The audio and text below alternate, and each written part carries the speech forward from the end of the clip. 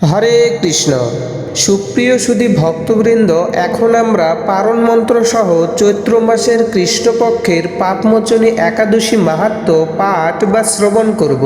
তাই পাপমোচনী একাদশীর সুফল লাভের জন্য ভিডিওটি শেষ পর্যন্ত দেখতে থাকুন। একাদশীর পারণ মন্ত্র।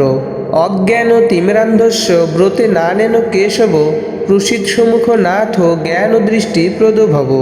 অনুবাদ: হে কেশব, আমি আপনার কৃপাদৃষ্টিতে নিরাহারভাবে একাদশী ব্রত পালন করেছি।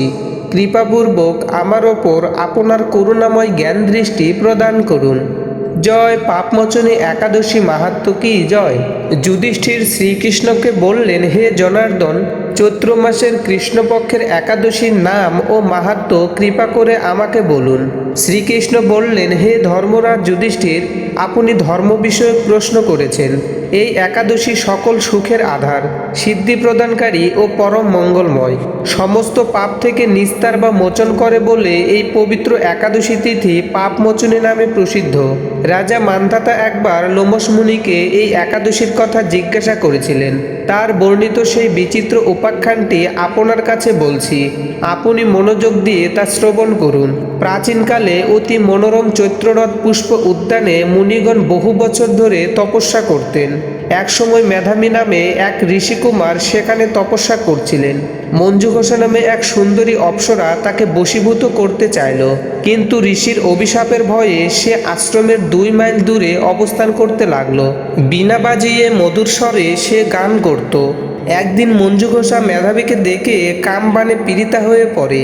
এদিকে ঋষি মেধাবীও অপ্সরার অনুপম সৌন্দর্য দেখে মুগ্ধ হন।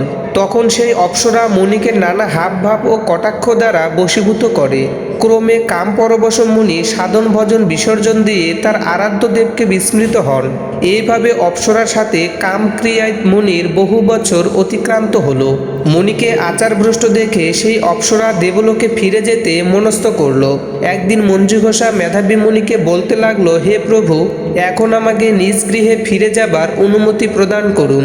কিন্তু মেধাবী বললেন, হে সুন্দরী, তুমি তো এখন সন্ধ্যাকালে আমার কাছে এসেছো, প্রাতঃকাল পর্যন্ত আমার কাছে থেকে যাও। মুনির কথা শুনে অভিশাপ ভয়ে সেই অপ্সরা আরও কয়েক বছর তার সাথে বাস করল।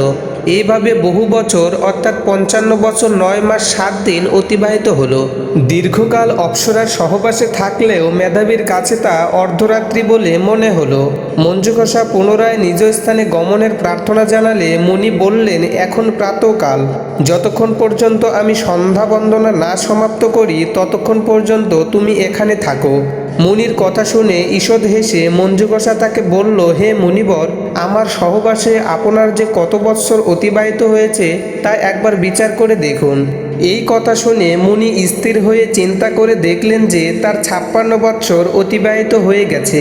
মুনি তখন মঞ্জু ঘোষার প্রতি ক্রোধ পরবশ হয়ে বললেন, রে পাপিষ্ঠে, দুরাচারিণী, তপস্যার ক্ষয়কারিণী, তোমাকে ধিক, তুমি পিশাচী হও।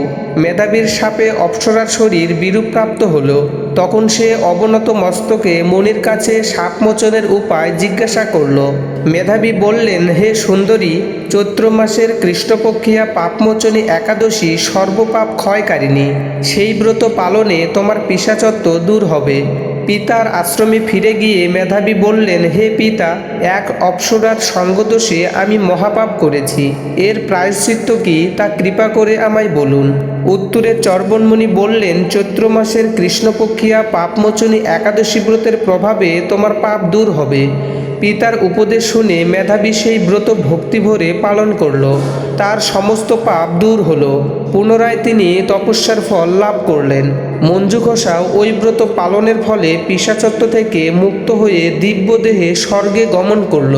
হে মহারাজ, যারা এই পাপমোচনী একাদশী পালন করেন তাদের পূর্বকৃত সমস্ত পাপই ক্ষয় হয়। এই ব্রতকথা পাঠ ও শ্রবণে সহস্র গোদানের ফল লাভ হয়। হরে কৃষ্ণ।